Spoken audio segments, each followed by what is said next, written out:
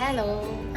বেলা 11টার দিকে ঢাকা থেকে বাড়ি আসলাম, তাও বাসে। আমরা যাচ্ছি সীমা পিসির বাড়িতে, সীমা পিসির মেজো মেয়ে তুলির বিয়েতে। আর ঢাকা যাবার পর রাত থেকেই জ্বর। এই রাতের জ্বর আমার পিছুই ছাড়ছে না, তার উপর আবার আগের রাতে ঘুম হয়নি। পরের দিন সকাল সকাল কোথায় যাওয়ার থাকলে এই হচ্ছে আমার সমস্যা। বাসে যতটুকু যা ঘুমিয়েছি এই তো। বাড়িতে আসার পর ভেবেছিলাম ঘুমাবো, কিন্তু আর ঘুম হয়নি। প্যাকিং ছিল, সব কিছু বাকি পড়েছিল। এই যে দেখতে দেখতে চলে আসলাম।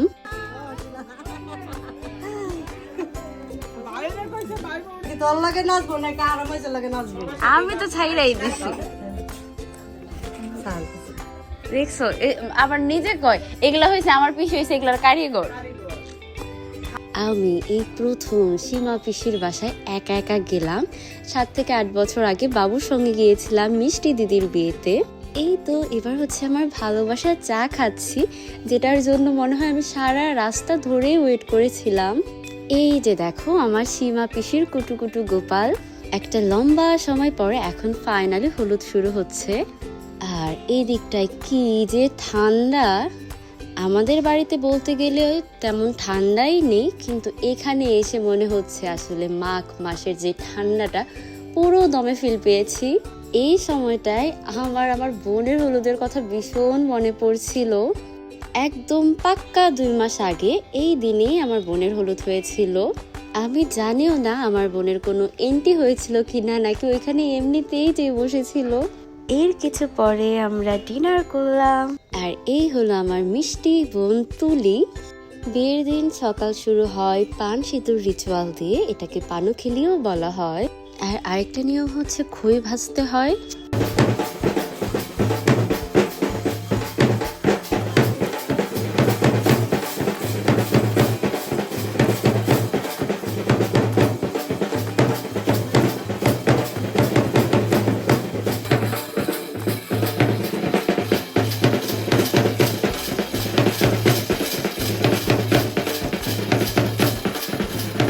আর পানুখিলি হয়ে গেলে হলুদ তেল দিয়ে মেয়েকে আশীর্বাদ করা হয়।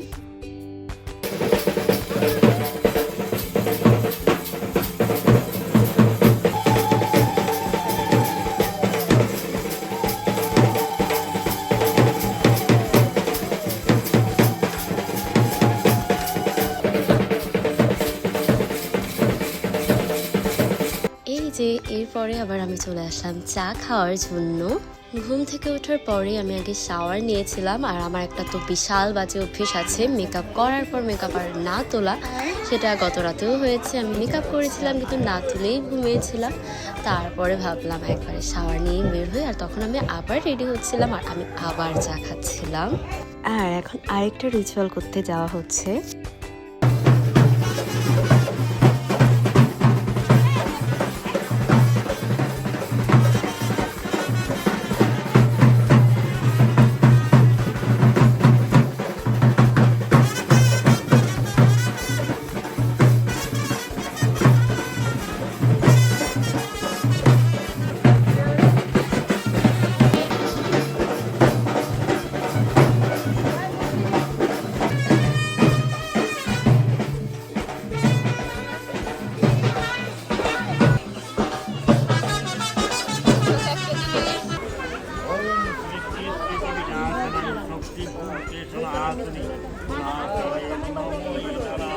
আর এটা হচ্ছে বিকেলের দিকে যখন বিয়ের জল ভরার জন্য যাওয়া হয়।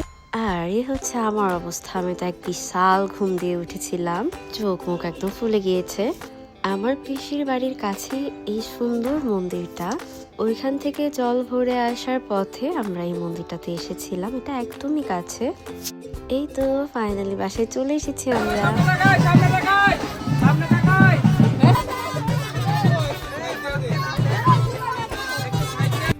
এর মাঝের একটা লম্বা সময় চা খেয়েছি, তারপরে রেডি হয়েছি। আর রেডি হয়ে এসে খেতে আসলাম। তখন হচ্ছে 8:30 কি 9টা মতো বাজে। বিয়ের লগ্ন হচ্ছে রাত 2:30টার দিকে। আর এই যে আমাদের মিষ্টি বউ রেডি হয়ে চলে এসেছে। আর ফাইনালি আমার মাও রেডি হয়ে গিয়েছে এত পরে। তখন রাত 1টা বাজে আর বর এসেছে ফাইনালি।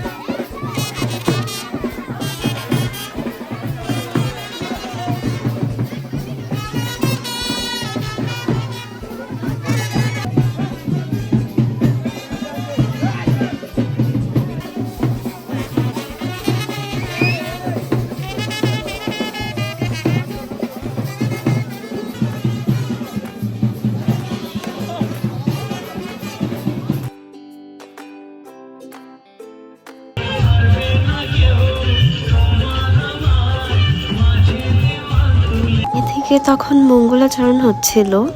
ফাইনালি তখন মায়ের কোল থেকে আশীর্বাদ নিয়ে বিয়ের আসরে যাচ্ছিল।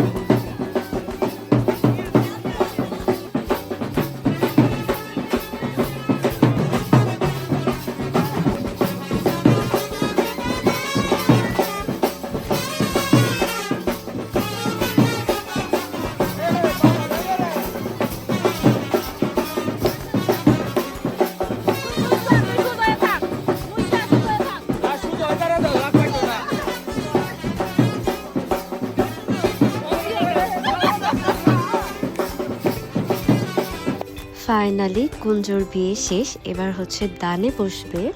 আর আমার তখন এত শরীর খারাপ লাগছিল, আমি ঘুমাতে চলে গিয়েছিলাম। এই হলো পরের দিন, আমি ঘুম থেকে উঠে চা খাচ্ছিলাম, রেডি হয়ে গিয়েছি, বের হয়ে যাব। আর কনে বিদায় হয়ে গিয়েছে আরো আগে। এখন হচ্ছে 10টা মতো বাজে। আর ফেরার পথে মামাকে এই মন্দিরে পাঠালো মন্দিরটা দেখে আসার জন্য। এটাও আমার পিসির বাসার একদমই কাছে। মা কালকে গিয়েছিল, আমি তখন যাইনি, তাই মা বললো গিয়ে যেন একটু দেখে আসি। তাই আমি আসলাম একটু রাধা মাধবকে দর্শন করতে। দেন এই তো ফাইনালি আমরা সিএনজি নিয়ে নিলাম, যেটা একদম আমাদের বাসার কাছে নিয়ে আসবে। আর এভাবে ভীষণ সুন্দরভাবে এই দিনগুলো কাটলো। যাই হোক, bye for now, see in the next video.